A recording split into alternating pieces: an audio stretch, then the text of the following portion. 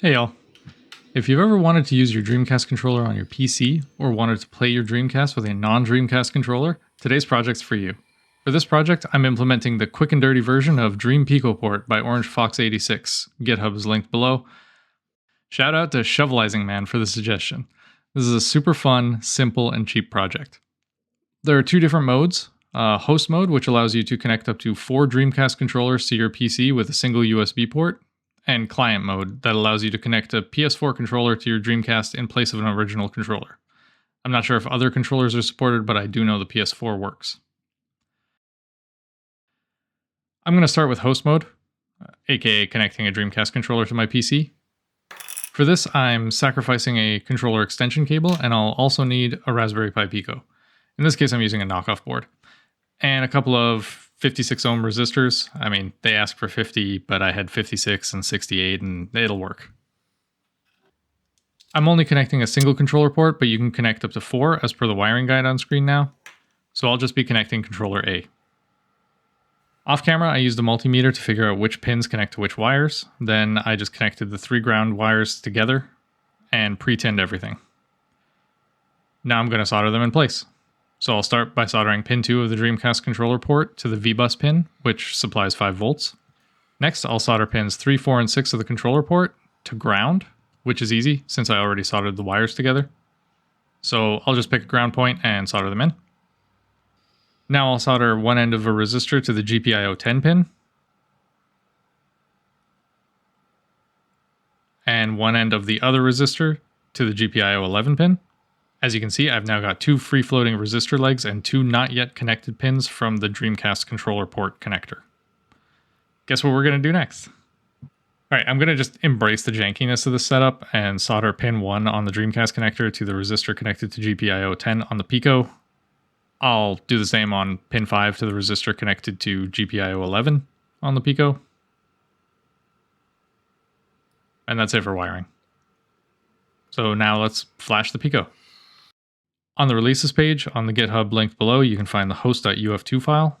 Hold down the boot cell button while connecting the Pico to your PC, and you should see it show up as an external drive like so.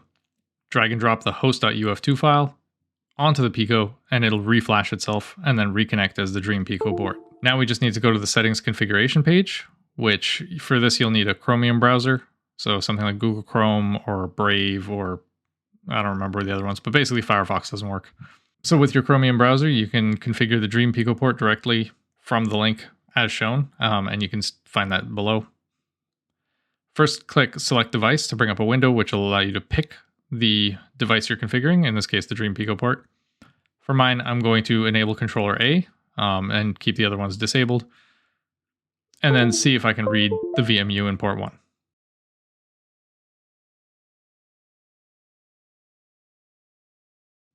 Seems to have been able to clone it, so that's great. I'll also do some quick tests to make sure everything looks right.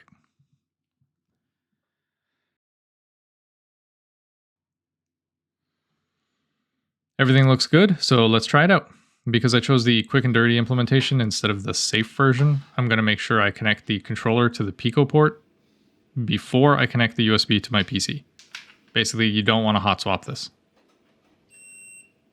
Once it's connected, it shows up on my PC, and now I can try it out.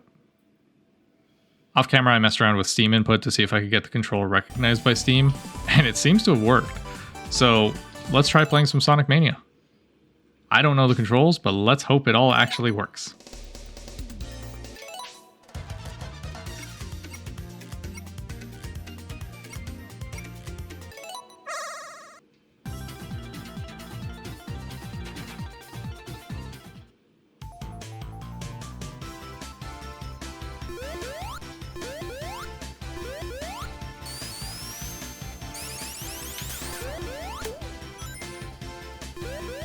So far, so good.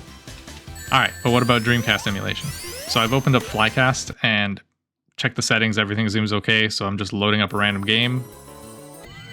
Welcome to the Power Stone world. And Power Stone 2 seems to have no issues, so okay. Let's move on to client mode. This time I'll start by flashing the Pico, since it's not going to be connected to a PC again after I do the soldering. Same thing as before, hold down boot cell while connecting it, but this time I'm going to copy over the client with USB host.uf2 file, which can be found under one of the older releases on GitHub. They basically just stopped packaging it with the new releases, so you have to go back to like version 1.01. For client mode, I'll do a lot of the same stuff that I did for host mode, except this time I'll actually show some of the off-camera stuff. Starting off the same way, wiring up pins 3, 4, and 6 on the Dreamcast controller connector to each other, since they'll all be connecting to ground. And this time I remembered I have heat shrink tubing, so I'll wrap the wires with some of that to keep them snug and secure. Since I've got heat shrink, this time I'm going to solder the resistors directly to the pin 1 and pin 5 wires, and then shrink wrap them. I'll add the wiring guide on screen now, as well as the connector pinout to make things a bit more clear, especially since things look mirrored on the connector, since this is the male end, not the female end. Now again, soldering pin 2 of the controller connector to VBus is how I'm starting. Next, I'll do the bundle of 3, 4, and 6 to ground. Then I'll do pin 1 of the connector to GPIO 10 through the resistor. And then finally pin 5 the same way. I just forgot to record that. Finally, flush cut any bits sticking off and do a little bit of cleanup, and there we have it. Okay, so now, how do you actually connect a PS4 controller to this?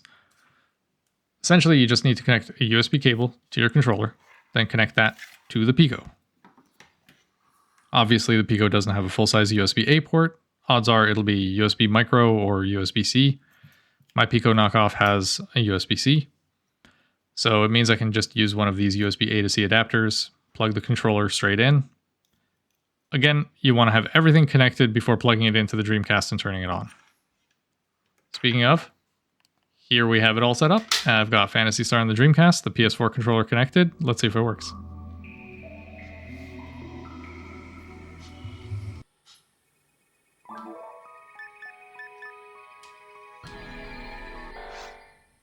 Right, I can't play this because there's no VMU, but the controller seems to work, so that's great. But just in case, I'll load up Sword of the Berserk Guts Rage and try out the PS4 controller.